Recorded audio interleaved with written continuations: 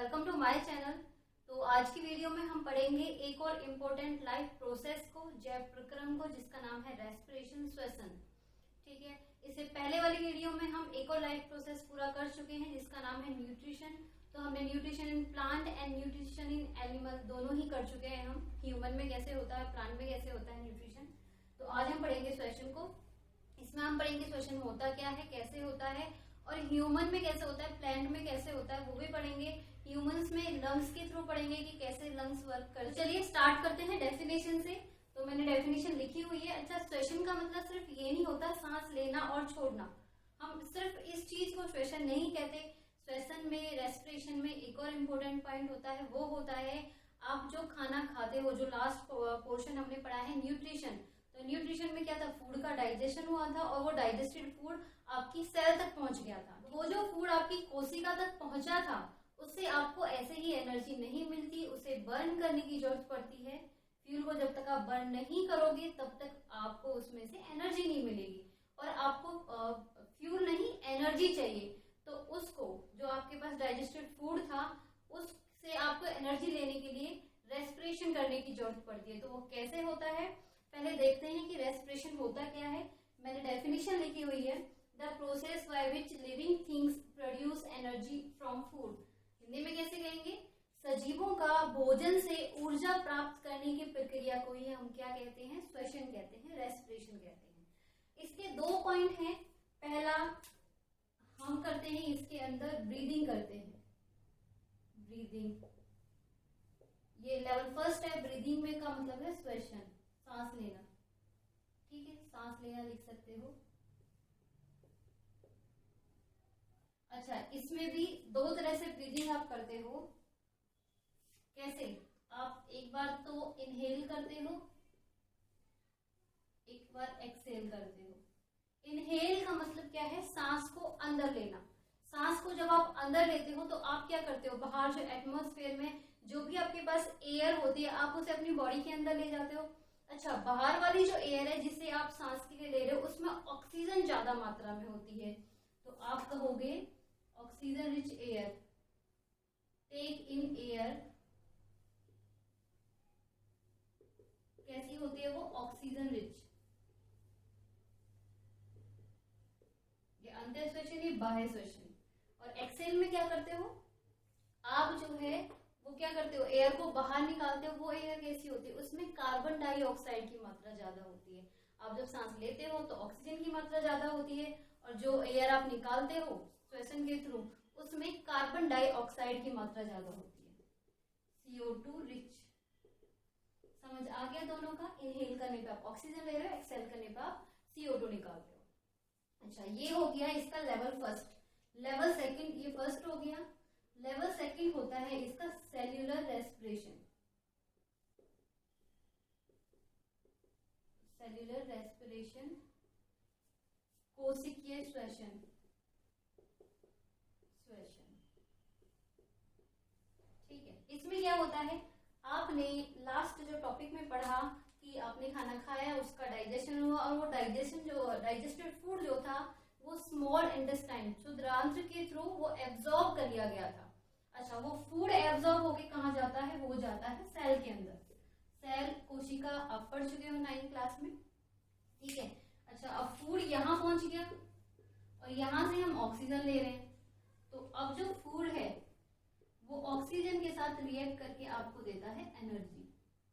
इसको अभी और थोड़ा डिटेल में हम पढ़ेंगे, अभी थोड़ा समझने के लिए है। ठीक है, कोशिकीय श्वसन क्या हो गया कि जो आपने जो ऑक्सीजन ली है वो ऑक्सीजन आपके कोशिका तक पहुंच गई, और उसने कोशिका में पहुंच के क्या किया, जो आपके पास फूड ऑलरेडी था कोशिका के अंदर, डाइजेस्टेड फूड, उससे आपने ऑक्सीजन पहुंचा दी वहां पे। तो ऑक्सीजन उसके साथ रिएक्ट करेगी, केमिकल रिएक्शन होगी और आपको एनर्जी मिलेगी।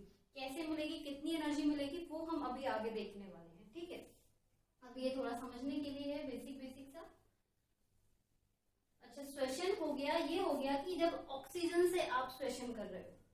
ह्यूमन जो होते हैं, मनुष्य जो होते हैं, उनमें श्वसन जो होता है वो इसी तरह से होता है कि ऑक्सीजन अंदर गई, डाइजेस्टेड फूड को उसने केमिकल रिएक्शन के थ्रू एनर्जी निकाल दी। लेकिन कुछ लिविंग्स ऐसे भी होते हैं जो बिना ऑक्सीजन के श्वसन करते हैं। तो बिना ऑक्सीजन के श्वसन कर रहे हैं, बिना वायु के श्वसन कर रहे हैं एक तरह से, तो हम उसे कहेंगे अवायवीय श्वसन। तो श्वसन को हम दो भागों में बांट सकते हैं। ये लेवल हो गए, ये हम इंसानों की बात कर रहे हैं।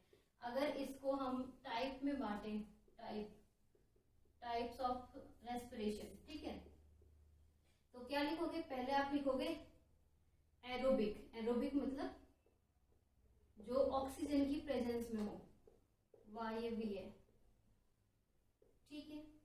और दूसरा होता है एनारोबिक, ये होता है अवायवीय। जैसे कि यीस्ट में होता है, वहां पे क्या है? ऑक्सीजन नहीं प्रेजेंट होती। तो ये क्या होता है? In presence of oxygen, in presence of oxygen,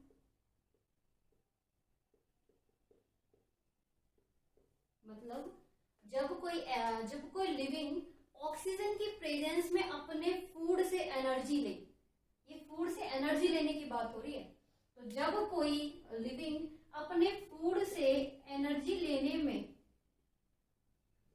oxygen का यूज करे तो हम उसे कहते हैं वायवीय श्वसन। अच्छा, जब कोई लिविंग बिना ऑक्सीजन के ही अपने फूड से एनर्जी ले ले और वहां ऑक्सीजन ना हो तो हम उसे कहेंगे अवायवीय श्वसन। इसमें लिख सकते हैं हम एब्सेंस ऑफ ऑक्सीजन, ठीक है। तो पहला तो मेन डिफरेंस इनका ये हो गया कि यहाँ पे ऑक्सीजन प्रेजेंट होती है, यहाँ पे ऑक्सीजन एब्सेंट होती है। दूसरा पॉइंट क्या लिख सकते हैं हम? आगे जाके हम और डिटेल में पढ़ेंगे कि जो वायवीय श्वसन होता है वो होता है माइटोकॉन्ड्रियम के अंदर, माइटोकॉन्ड्रियम में, वो सेल साइटोप्लाज्म में हो जाता है, ठीक है। माइटोकॉन्ड्रियम के अंदर होता है। आप माइटोकॉन्ड्रियम 9th क्लास में आपने पढ़ा होगा कि माइटोकॉन्ड्रिया जो होता है उसे सेल का बिजली घर कहते हैं। बिजली घर ये भी आपने पढ़ा था। क्यों कहते हैं? क्योंकि वहां पर हम फूड से एनर्जी जो बदलने का काम होता है वो होता है माइटोकॉन्ड्रियम के अंदर, ठीक है।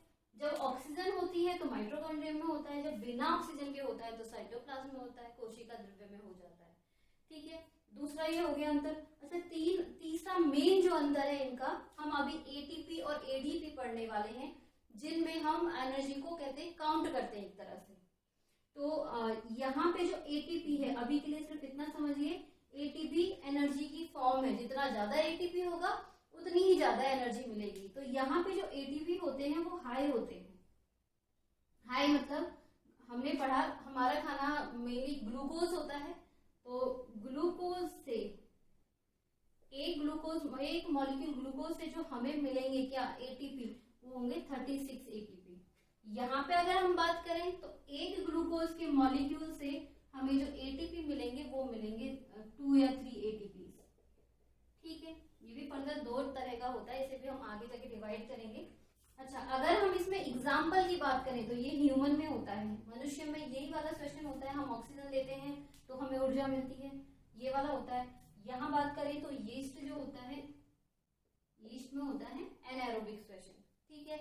इसमें जो लास्टली आपके पास बनता है वो बनता है कार्बन डाइऑक्साइड। मतलब फूड से जो एनर्जी मिली तो कुछ बाय प्रोडक्ट भी बनेगा, वो बनता है कार्बन डाइऑक्साइड, ठीक है। लेकिन अगर हम इसकी बात करें तो इसमें या तो अल्कोहल बनता है, और कौन सा अल्कोहल? इथेनॉल, या फिर हमें यहाँ पे बनता है लैक्टिक एसिड। ये भी देखेंगे कहाँ बनता है, कैसे बनता है, ठीक है। तो ये 5 पॉइंट हो गए, या इथेनॉल CO2 बनता है, या लैक्टिक एसिड या इथेनॉल बनता है। ये इनका एक बेसिक सा डिफरेंस हो गया कि वायवीय और अवायवीय श्वसन में क्या अंतर होते हैं। जैसे जैसे मैं एक्सप्लेन करती हूँ वैसे वैसे आप नोट कर लेना, ठीक है। चलिए आगे बढ़ते हैं। अगर मैं एक छोटा सा डायग्राम बनाना चाहूँ प्रेजेंस ऑफ ऑक्सीजन का और एब्सेंस ऑफ ऑक्सीजन का, तो कैसे बनेगा? एक तरह से समराइज कर लेते हैं इसे। सबसे पहले जो आपका फूड होता है वो हमने पढ़ा था न्यूट्रिशन में, वो कार्बोहाइड्रेट, फैट, प्रोटीन उन सब की फॉर्म में होता है। लास्ट में जो वो रह जाता है ब्रेक होके, डाइजेस्ट होके, तो वो हो जाता है ग्लूकोज की फॉर्म में। ग्लूकोज जो होता है C6H12O6 उसका फॉर्मूला है।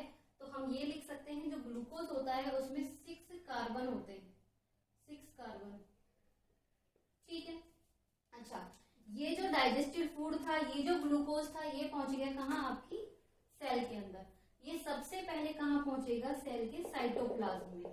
तो जब ये सेल के साइटोप्लाज्म में होता है तो ये क्या करता है? साइटोप्लाज्म में एक रिएक्शन होती है जिससे ये जो ग्लूकोज होता है वो पायरुवेट में कन्वर्ट हो जाता है। पायरुवेट क्या होता है? 3 कार्बन मॉलिक्यूल होता है। मतलब जहाँ 6 कार्बन का एक मॉलिक्यूल था, यहाँ पर वो 3 कार्बन के में ब्रेक हो गए। ठीक है, ये वाला स्टेप तो हर जगह होता है, चाहे हम एरोबिक की बात करें चाहे हम एनाएरोबिक की बात करें। लेकिन इसके बाद एरोबिक एनाएरोबिक के अकॉर्डिंग ये अलग अलग तरीके से ब्रेक हो जाते हैं। ठीक है,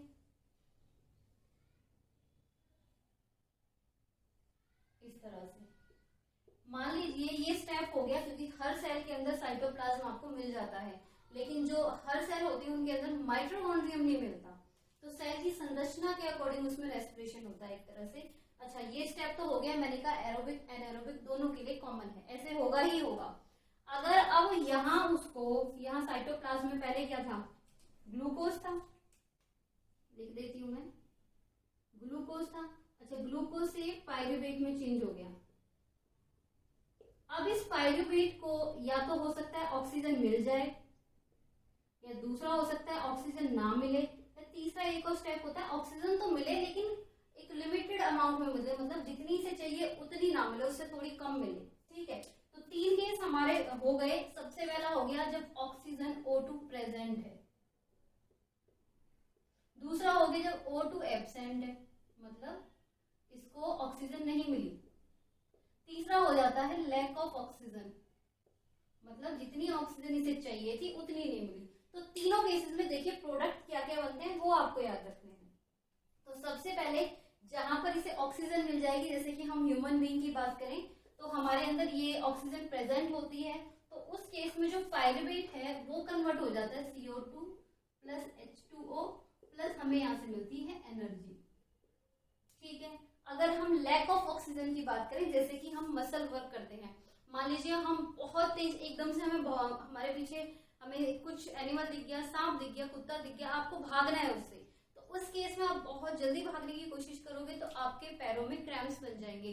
या फिर आप हाथ से कोई काम कर रहे हो, उसे बहुत फास्टली कर रहे हो तो भी आपके हाथों में क्रैम्प्स बन जाते हैं। वो क्यों बनते हैं? जब आप काम करते हो तो आपको एनर्जी चाहिए। एनर्जी आपको कैसे मिलेगी? जब आपका खाना जो होगा उसके साथ आपका रेस्पिरेशन होगा, मतलब उसमें ऑक्सीजन आके मिलेगी। फूड में जब ऑक्सीजन आके मिलेगी तो आपको क्या मिलेगा? तो आपको मिलेगी एनर्जी। अच्छा, जब आप जल्दी काम कर रहे हो आपको एनर्जी ही ज्यादा चाहिए, जल्दी भाग रहे हो तो आपको एनर्जी ज्यादा चाहिए, जल्दी काम कर रहे हो तो आपको एनर्जी ज्यादा चाहिए।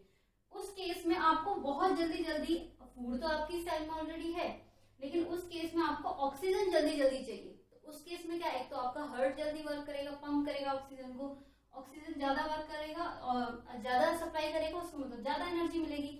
लेकिन एकदम से उतनी जल्दी ये रिएक्शन नहीं हो पाती, नहीं हमें इतनी ऑक्सीजन मिल पाती, तो उतनी और एनर्जी भी हमें नहीं मिलती। उस केस में क्या है, ऑक्सीजन की कमी की वजह से तो ये जो पहले कार्बन डाइऑक्साइड और वाटर में टूट रहा था तो वो अब इनमें ना टूट के अब वो टूट जाता है लैक्टिक एसिड में। जब आप मसल वर्क करते हो, कोई बहुत जल्दी काम करते हो, तो यहाँ पे आपको मिलता है लैक्टिक एसिड प्लस वाटर।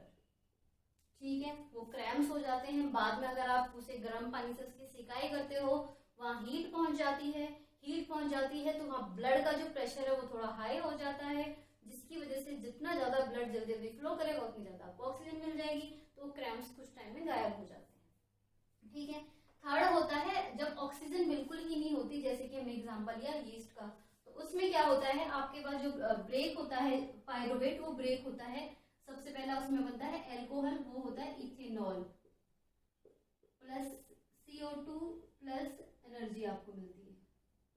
तीनों ही केसेस में आपको चाहे ऑक्सीजन है या नहीं है या थोड़ी ऑक्सीजन है, एनर्जी आपको मिलती है। यहाँ पे एनर्जी होती है, H2O नहीं, एनर्जी। ठीक है, लेकिन अमाउंट ऑफ एनर्जी अलग अलग होती है। जब ऑक्सीजन होती है तो आपको जो एनर्जी मिलेगी वो बहुत ज्यादा मिलेगी, कम ऑक्सीजन होते थोड़ी कम मिलेगी, और ऑक्सीजन बिल्कुल ही नहीं होती तो एनर्जी तब भी मिलेगी लेकिन कम एनर्जी मिलेगी। ठीक है, अच्छा कैसे अब एनर्जी मिलती है वो देखते हैं। किस फॉर्म में एनर्जी मिलती है, यहाँ से क्या होता है, आपके पास फूड था, ठीक है, फूड में आपने ऑक्सीजन मिलाया, हम अब ह्यूमन की बात कर रहे हैं, एरोबिक रेस्पिरेशन की बात करें तो यहाँ से आपको क्या मिला, CO2 मिला प्लस H2O मिला प्लस एनर्जी मिली। ये एनर्जी आपको मिल रही है किसमें, माइटोकॉन्ड्रिया में, क्योंकि ये वाला प्रोसेस तो होता है किसमें, साइटोप्लाज्म में। कौन सा, यहाँ से यहाँ कन्वर्ट होने वाला, और यहाँ से यहाँ कन्वर्ट होने वाला ये होता है आपका माइटोकॉन्ड्रियम में, ठीक है। अच्छा, क्या होता है माइटोकॉन्ड्रियम के अंदर होता है, माइटोकॉन्ड्रियम में कुछ मॉलिक्यूल्स होते हैं जो होते हैं एडीपी की फॉर्म में। किसकी फॉर्म में, एडीपी, एडेनोसिन डाइफॉस्फेट। इसको इस तरह से समझ सकते हैं कि किसी एक एटम के साथ दो फॉस्फेट जुड़े हुए हैं, फॉस्फेट फॉस्फेट, दो फॉस्फेट तो डाइफॉस्फेट, ठीक है, ये होते हैं। प्लस में कुछ फॉस्फेट मॉलिक्यूल्स होते हैं। अच्छा, जब आपको कोई रिएक्शन करानी होती है, जब आपको दो चीजें जोड़नी है, कॉम्बिनेशन जब रिएक्शन करते हैं तो आपको एनर्जी देनी पड़ती है, तो वो फॉस्फेट मॉलिक्यूल ऑलरेडी प्रेजेंट होते हैं लेकिन ये इनसे अटैच नहीं होते। क्यों, क्योंकि इन्हें जुड़ने के लिए कुछ एनर्जी चाहिए। तो जब ये रिएक्शन होती है, जब ये एनर्जी यहाँ पे यूज होती है तो ये क्या होता है, जो एडीपी है और फॉस्फेट है उन दोनों में रिएक्शन हो जाती है, तो अब आपके पास बनते हैं एटीपी। इसका मतलब क्या है, एडेनोसिन, ये डाइफॉस्फेट था और ये हो जाएगा ट्राइफॉस्फेट। ट्राई क्यों, क्योंकि इसमें तीन फॉस्फेट एटम्स जुड़ गए, फॉस्फेट के 3 कण जुड़ गए हैं, ठीक है। अच्छा, ये हो गया एनर्जी जो बनी उसने यूज कर लिया एडीपी। क्यों, क्योंकि जो आप खाना खा रहे हो आपको जरूरी नहीं है हमेशा तभी के तभी उसकी एनर्जी की जरूरत पड़े, आपको बाद में भी उसकी जरूरत पड़ती है, तो वो एटीपी के फॉर्म में स्टोर हो जाती है। एनर्जी आई माइटोकॉन्ड्रियम में तो एडीपी एटीपी की फॉर्म में चेंज हो गए। उस एटीपी में इसका मतलब है कि उसमें ये वाली एनर्जी भी तो मिली है, तभी तो वो एटीपी बना है। जब हमें इस एनर्जी की जरूरत पड़ती है तो ये ब्रेक हो जाता है। किसमें ब्रेक हो जाता है, एडीपी में, एडेनोसिन डाइफॉस्फेट में, प्लस फॉस्फेट अलग से निकल जाता है, प्लस इसके साथ कुछ एनर्जी निकलती है। आप पढ़ के भी आए हो, जो डिकम्पोजिशन रिएक्शन है उनमें हमेशा एनर्जी निकलती है, वो एक्सोथर्मिक रिएक्शन होती है। तो ये डिकम्पोजिशन है, डिकम्पोजिशन मतलब एक से टूट के दो बन रहे हैं, तो यहाँ पे आपके पास जो एनर्जी निकलेगी आप इस एनर्जी को फिर से यूज कर लोगे कार्य करने के लिए, ठीक है। अब ये फिर से एडीपी और फॉस्फेट अलग अलग हो गए, अब फिर से रेस्पिरेशन होगा, फिर से इसे एनर्जी मिलेगी, फिर से ये एटीपी में बदल जाएंगे। तो इस तरह से ये प्रोसेस चलता रहता है, एटीपी से एडीपी और पी में कन्वर्ट हो जाते हैं और एनर्जी मिलती रहती है। इन शॉर्ट आप ये कह सकते हो एटीपी का मतलब है कि उसमें एडीपी है प्लस फॉस्फेट है और कुछ एनर्जी है, वही यहाँ पे टूट के आ जाती है, ठीक है। ये रिएक्शन समझना बहुत जरूरी है। एटीपी को कहते हैं हम सेल की energy currency, energy currency of cell.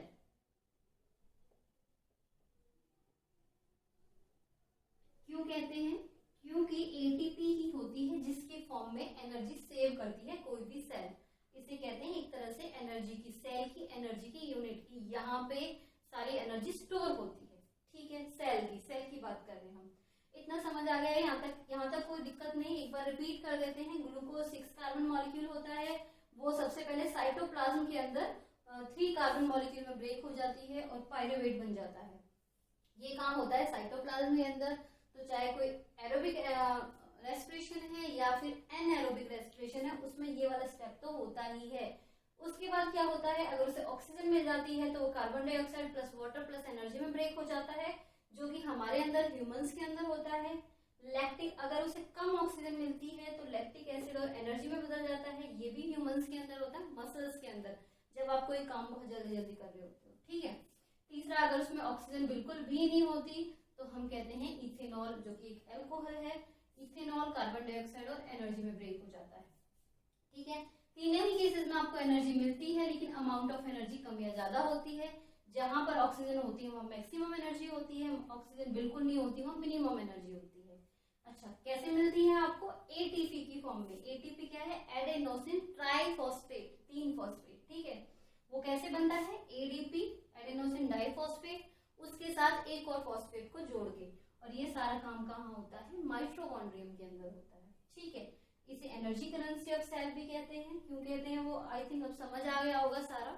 चलिए आज की वीडियो में इतना ही। तो ये हमारा रेस्पिरेशन का पार्ट फर्स्ट था। इसमें हमने देखा कि रेस्पिरेशन कैसे होता है, क्या होता है।